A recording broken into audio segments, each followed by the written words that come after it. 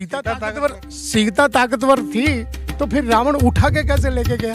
वो सब बनियों की कला थी। करने वाले जो एजेंट है ना, वो हम हैं। हमारा समाज उनका एजेंट है। निष्पक्ष ब्राह्मण शायद पंडित जी आप लोग नहीं देखे होंगे, ग्रामीण टीवी में पूरे भारत के लोगों से मैं आह्वान करता हूँ। अनूप मंडल वाले समझदार होते हुए भी इस बम को अपने घर पे लाते हैं। ये जितने भी हम ब्राह्मण हैं, इन बनियों के एजेंट हैं। आपका नाम क्या हुआ? मेरा नाम पंडित जी कह दीजिए, अनूप मंडल का पंडित हूँ। अनूप मंडल का पंडित जी, तो अनूप मंडल में पंडित जियों के लिए जहाँ अनूप मंडल जिसकी निंदा करते उस समाज से मैं आता हूँ, ब्राह्मण से। बहुत बड़ी बात है भाई, लोग सुन लीजिए पंडित जी क्या बोल रहे हैं। अच्छा, ये टिपना के बारे में अक्सर हम सुन रहे हैं कि इसमें जो लिखी हुई बातें हैं कहीं ना कहीं गलत है। ऐसा है जैसे हिरोशिमा नागासाकी पर द्वितीय विश्व युद्ध में बम गिरे थे और उससे आज तक वो वहाँ जो भी पैदा होते हैं वो विकलांग टाइप पैदा होते हैं। तो ये विश्व का विनाश करने के लिए ये 1 साल का बम है। और ऐसे 10 साल के भी बम आते हैं और 100 साल के भी बम आते हैं, जिसको सीकी कहते हैं, शताब्दी पंचांग कहते हैं। एक 10 साल का भी पंचांग आता है, ये 1 साल का भी पंचांग है। इसमें सब जो बातें हैं वो विश्व का भला करने की बातें नहीं है, ये सब इससे विश्व का विनाश करने की बातें हैं। कह रहे पंडित जी आपको, और पंडित जी लोग क्या बोलेंगे? बिल्कुल बिल्कुल बिल्कुल बोलेंगे। यही मैं कहना चाहता हूँ आपसे कि इसमें विश्व का विनाश लिखा हुआ है और फिर भी अनूप मंडल वाले समझदार होते हुए भी इस बम को अपने घर पे लाते हैं। ये सबसे बड़ी बात है। दूसरा बात, आप कहते हैं कि इसमें गड़बड़ क्या है। ये मैं जैसे आप अनूप मंडल का एक कहीं ना कहीं भावी हैं, तो जो लोग इसको कर रहे हैं घर में यूज, उसको तो मना कर सकते हैं ना पंडित? मैं तो करता ही हूँ, आपके सामने ही तो मना किया था वहाँ सिरोही में। अब सुनिए, ये जैसे इसमें जो भी मैं आपका निकाला कोई मुहूर्त कि भाई आपकी शादी होने वाली है, उस दिन कर देना, बीच में कोई मर जाए तो फिर ये क्या? और इसका प्रमाण है, आपने रामायण पढ़ी, उस रामायण में इसका प्रमाण है कि भाई इसी टिप्पणों से वशिष्ठ जी ने मुहूर्त निकाला राम जी को राजगादी पर बिठाने का। तब वो राजगादी पर तो बैठे ही नहीं और उनको वनवास हुआ, और वनवास होने के बाद उनके पिताजी मर गए और जंगल में जाने के बाद सीता जी का हरण हो गया। तब फिर भरत जी ने उनको पूछा कि भाई वशिष्ठ जी, आप तो विद्वान थे और आपने ऐसा कैसा मुहूर्त निकाला? तो फिर वशिष्ठ जी ने और रामायण में लिखा है, सुनो भरत भावी प्रबल बिलख कहे मुनिनाथ, हानि लाभ जीवन मरण जस अब जस विधिहात। ये तो सबके विधाता के हाथ में, जीना मरना हानि लाभ जस अब जस। मान लेते हैं पंडित जी, बहुत बड़ी बात है।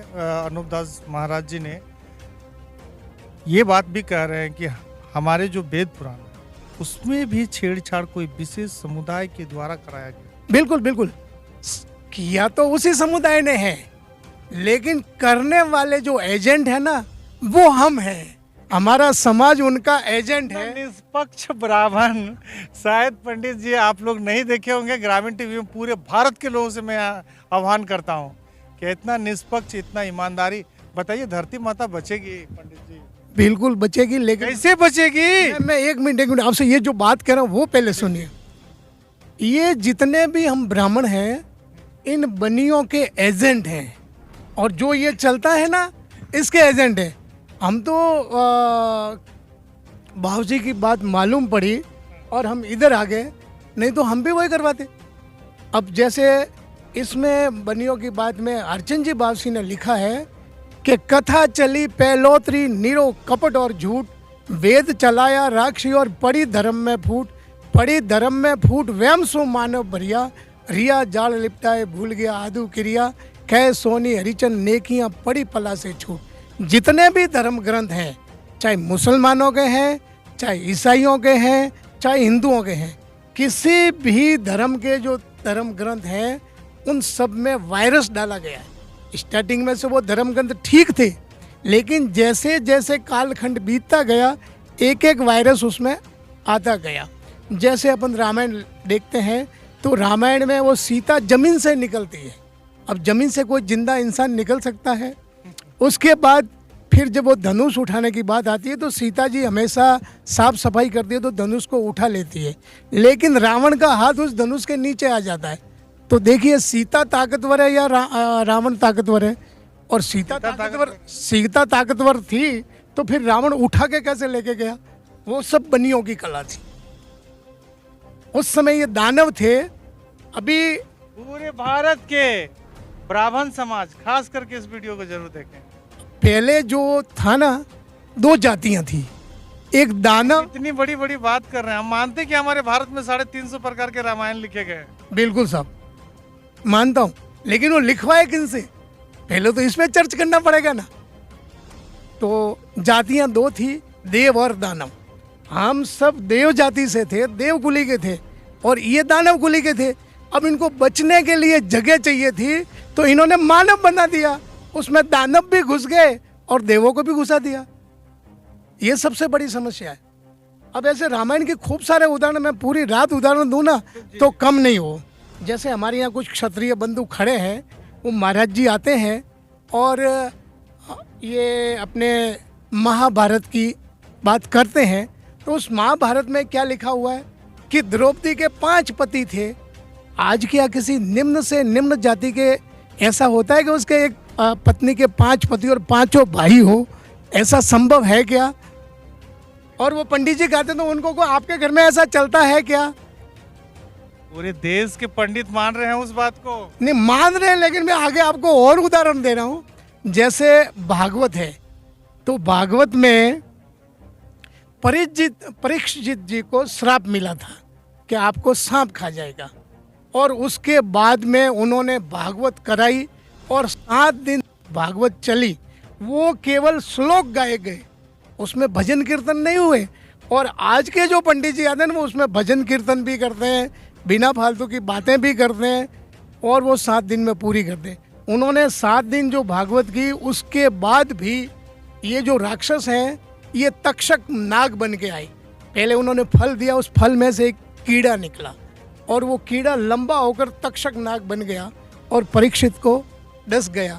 तो आप देखिए कि जिसको कोई बिना मौत मर जाता है उसका मोक्ष नहीं होता, लेकिन ये कहते हैं कि परीक्षित का मोक्ष हो गया, उसकी आत्मा उसमें मिल गई ईश्वर में और उसका मोक्ष हो गया।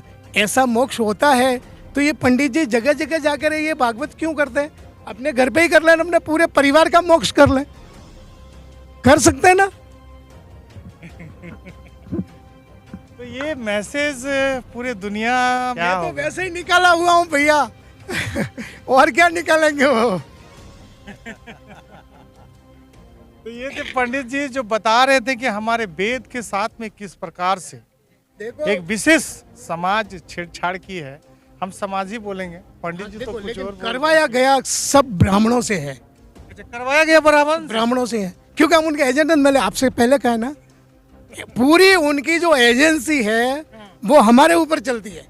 अगर हम एजेंट बिल्कुल ढीले डाले हो तो नहीं चलती, लेकिन अनूप मंडल के जो एजेंट माने, इनके प्रचारक माने, वो थोड़े ढीले हैं, इसलिए सोने जैसी बात को लोग ग्रहण नहीं कर रहे। और हम पंडित जी मेरे चैनल बताइए, बाप जी ने जो बातें लिखी है जगत हित करने में 100% सही है? बिल्कुल 100% सही है, लेकिन अब सबसे बड़ी उसमें दिक्कत ये है कि हमारी दुकानदारी फेल हो रही है भैया, तो फिर हम उसको मानेंगे कैसे?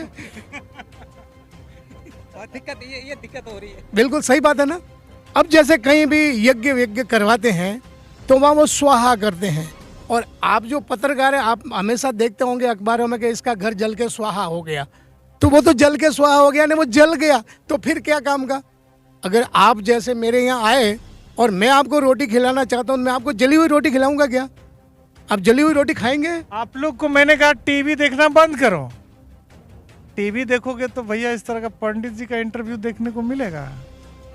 नहीं मिलेगा ना, समझा? ये रहा ना बॉलीवुड। तो आप जो स्वाहा की बात चल रही थी, मैं आपको बिल्कुल जलाकर रोटी पंडित जी हम समझ गया, आपने पूरे वेद का आपने निचोड़ निकाल दिया कि कहाँ कहाँ पे गलती हुई है। तो आपको उसके लिए तो खूब सारी है भैया, गलती खूब सारी है, और मैं मंडल वालों को भी कहता हूँ, लेकिन मंडल वाले भी नहीं मानते हैं।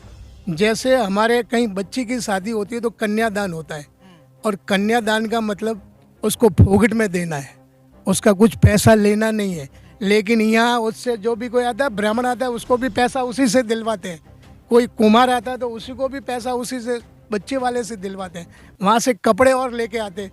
20 साल तक जिस बच्ची को बड़ा किया, उसको पढ़ाया, उसके पास कुछ नहीं था, जो उस दिन आया, जो वो कपड़े लेकर आया, यानी टोटल बच्ची जाएगी तो वैसे ही जाएगी। अगर किसी के पास पैसा नहीं है, हमारे गरीब भाइयों के पास, तो वो वैसे ही उसको शादी करवा के भेज सकते हैं, लेकिन लेना देना नहीं होना चाहिए। चलिए, ऐसे पंडित को ग्रामीण टीवी इनके जज्बे को सलाम करती है, क्योंकि इस संगदिल दुनिया में इतनी सच्चाई से अपनी बात रखना, ये बड़ी हिम्मत वाले की बात है। और पंडित जी, बहुत बहुत शुक्रिया कि आपने इतनी सारी। एक मिनट, दूसरे जितने देवी देवता हैं उनकी निंदा हमारा समाज ही करता है। हमारा समाज, ब्राह्मण समाज नहीं, टोटल समाज। तो हम जान रहे कि सनातन का मतलब है तो कि सारे धर्मों को एक साथ लेके चलना। नहीं, एक साथ लेके चल रहा है, ये था। नहीं, लेकिन बुराई वही कर रहा है। जैसे हमने जो देवी देवता बिठाए, वो तो सब इनकी दुआ से बिठे हैं, हम लोगों ने तो बिठाए नहीं।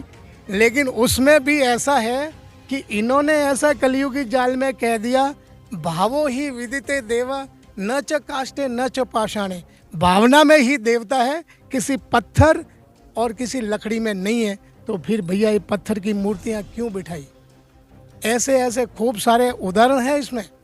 जैसे यहाँ स्वस्ति वाचन करते, स्वस्ति ना इंद्रो व्रत सर्वा। पंडित जी एक बात बता रहे हैं, फिर एक बार सवाल पूछ रहे हैं, ये जो पाप की बात हो रही है उजागर होगी?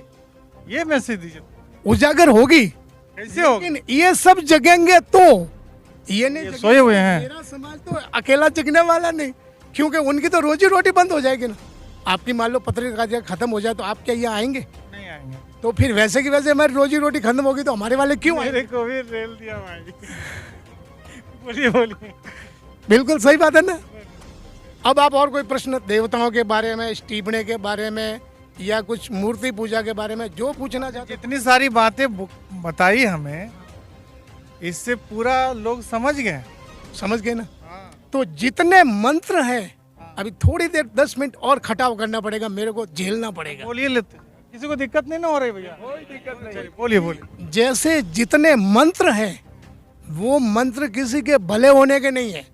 इसमें कलयुगी शास्त्रों में कहा है, मंत्र अधीन देवता। देवता जो है मंत्रों के अधीन है, लेकिन मैं कहता हूँ मंत्र अधीन भूत। जो भूत है वो मंत्रों के अधीन है, और उससे उनका सब काम चलता है। इन राक्षसों का, जो एक कम्युनिटी की जो बात करें ना, उनका काम चलता है, नहीं तो चले ही नहीं। अब यहाँ जैसे हमारे को हनुमान जी पूजा दिए, राम जी पूजा दिए, कृष्ण जी पूजा दिए, सब कुछ पूजा दिए, लेकिन हनुमान जी तो भैया जाति के राजपूत थे।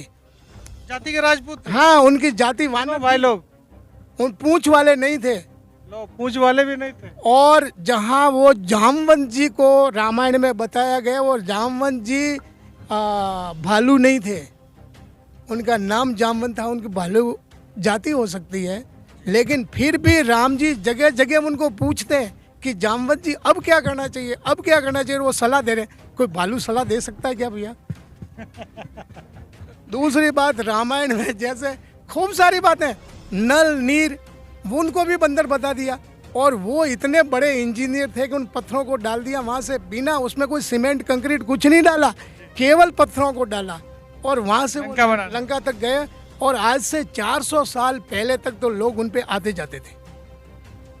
अभी नहीं आते, अभी तो, क्योंकि वो जो पुल है वो दब गया। लेकिन उसमें एक लोचा और हो गया रहीम भाई। वो लोचा ये हो गया कि उसमें बाद में वो जाल आ गया, षड्यंत्र आ गया, इसलिए वो पत्थर तैरते हैं। कि आप तैरते हुए चीज़ की आप समुद्र में दीवार बना सकते हैं। मान लो प्लास्टिक की बोतलें लेकर आप वहाँ डालें तो उसका कोई पुल या कोई दीवार बन सकती है? नहीं बन सकती ना। तो फिर वो उस समय में वो अगर पत्थर तैरते हुए थे तो फिर वो पुल बना कैसे? बहुत गंभीर सवाल है। आप ऐसा कोई सवाल पूछना चाहे तो और पूछ सकते हैं। बिल्कुल, आपने बहुत सारी बातें बताई है, और भी बहुत सारे लोग इधर आ गए हैं। 1 मिनट, अभी 5 मिनट झेलिए आप। बोलिए, लीजिए। जैसे सुन लेना भाई, पूरे भारत के लोगों से मैं आह्वान करता हूँ कि ये पंडित जी का मैं दोबारा इंटरव्यू जरूर लूंगा। हाँ, आज बिल्कुल तो लेना मजा। अपने जितने जो मंत्रों की बात चली ना, वो मंत्र सब जो है ना, सब गड़बड़ है कहीं न कहीं। जैसे सुबह उठते हैं ना, तो सबसे पहले वो तो कराग्रे वस्ते लक्ष्मी, कर मध्य सरस्वती, कर मूले तो गोविंदो, प्रभाते कर दर्शनम। हाथों के दर्शन करने से क्या पूरा दिन ठीक हो जाएगा? आप तो अपने कर्मों के दर्शन कीजिए। आज मैं कितना काम करूंगा तो मेरा दिन ठीक होगा, केवल दर्शन करने से ठीक नहीं होता। पंडित जी, आप अपने ही समाज के पैरों में कुल्हाड़ी मार रहे हैं तो बिल्कुल नहीं मार रहा हूँ भाई साहब, नहीं मार रहे हैं। नहीं। क्यों कि हमारा जो है ना, ब्राह्मण का मतलब है पूजा पाठ करके नहीं, अपना नहीं, तो जीविका हमने मना पार्जन कहाँ किया भैया? पूजा पाठ का हमने तो मना किया ही नहीं है। अच्छा ये तो बात दूसरी चल रही है कि वो गड़बड़ है उसकी पूजा कर रहे हैं। अच्छा, पूजा। गड़बड़ है उसकी पूजा हाँ, पूजा पाठ का मैंने मना नहीं किया। हमारे इस मंडल के आदु वेदों के अनुसार 2 देवता है। अर्चन जी बासी ने भी लिखा है, पानी पृथ्वी आधन आद धनी को नाम सर्वत तरवर आत्मा, पुरुष बसाया गाँव, पुरुष बसाया गाँव नाम मालिक का लीजिए, निज मंत्र को देख प्रेम का प्याला पीजिए, कै सोनी हरिचन पूजन ते शंकर श्याम, पानी पृथ्वी आधन आद धनी को नाम। और बावसी ने भी जगत हितकारणी में फरमाया है, अनूप स्वामी जी ने, कि जल ही परमेश्वर है। तो जब भी हम कहीं पूजा करवाने जाते हैं ना भैया, तो सबसे पहले उस कलश की पूजा करवाते हैं और फिर धरती की पूजा करवाते। वो कैसे करवाते हैं? एक वो सुपारी लेके उससे माड़ी बांधते हैं ना, और उससे गणपति बनाते हैं। लेकिन हमारे आदु वेदों के अनुसार गणपति कौन है? ये जमीन माता है। सर्व गुणपति देख लो आदि पृथ्वी माई, बिन खोजा दर्शन नहीं खोजो आत्म माई। ये गुणपति ये जमीन माता ही है। पहले नाम 2 थे, गुणपति यानी गुणों को देने वाली ये है, और अब क्या हो गया? गणपति यानी महादेव जी की बारात में, जो कलयुगी शास्त्रों के अनुसार बता रहा हूँ, महादेव जी की बारात जो चली, उनके जो गण है, उनकी सेना है, वो उनका कमांडर है। और जो कौन है? इनका भूत है और उसका नाम है कैमरामैन साहब दिखाइए पंडित जी की बात को, बड़े लोग मुतमईन होकर सुन रहे हैं। जरा इधर घुमाइए कैमरा को, जरा पूरा चारों तरफ घुमाइए। जी पंडित जी, ये बात रखिए। तो वो इनका जो है वो भूत है। भूत। तो उसके लिए भी उन्होंने मंत्र दिया भाई साहब, मंत्र दिया गणानंद। वो भूत दिया कि ये भूत है, वो सब देवताओं का आधिपति है। ठंडी बेरी में ये संत श्री अनूप दास महाराज जी की एक झोपड़ी का जो है कि वार्षिक महोत्सव मनाया जा रहा था। उसी में पंडित जी से हम मिले, और पंडित जी ने जिस तरह निष्पक्ष तरीके से अपनी बात रखी है, कहीं ना कहीं ये समाज में एक बदलाव की बात कर रहे हैं। और इनके जज्बा को हम सराखों पर रखते हैं, क्योंकि आने वाले समय में कहीं ना कहीं लोग शिक्षित हो गए हैं, समझ रहे हैं बात को, वैज्ञानिक पद्धति आ गई है, बहुत तरह की बातें आ गई है, जिससे ये स्पष्ट होता है कि हमारे वेदों में कहीं ना कहीं छेड़छाड़। तो वो गणपति जी की बात चल रही थी, उस 2 मिनट उसमें है, गजाननम भूत गणादि सेवितम, कपित जम्बू फल चारु भक्षणम, उमासुत शोक विनाश कारकम, नमामि विघ्नेश्वर पाद पंकजम। उसमें ये कहेगा जो हाथी के मुंह वाला है और जिसकी भूतगण पूजा करते हैं। भैया आप यहाँ आए तो आपके ये जो देवता लोग थे, इन्होंने आपकी सेवा की, आपको पानी पिलाया, रोटी खिलाई, और जिसको भूतगण सेवा करते वो तो भूत ही होगा ना। और आपका जब भी कोई दिल आए तो लंबा चौड़ा इंटरव्यू लेना हो तब ले लेना। बिल्कुल बिल्कुल पंडित जी, बहुत बहुत शुक्रिया कि आपने बात रखी।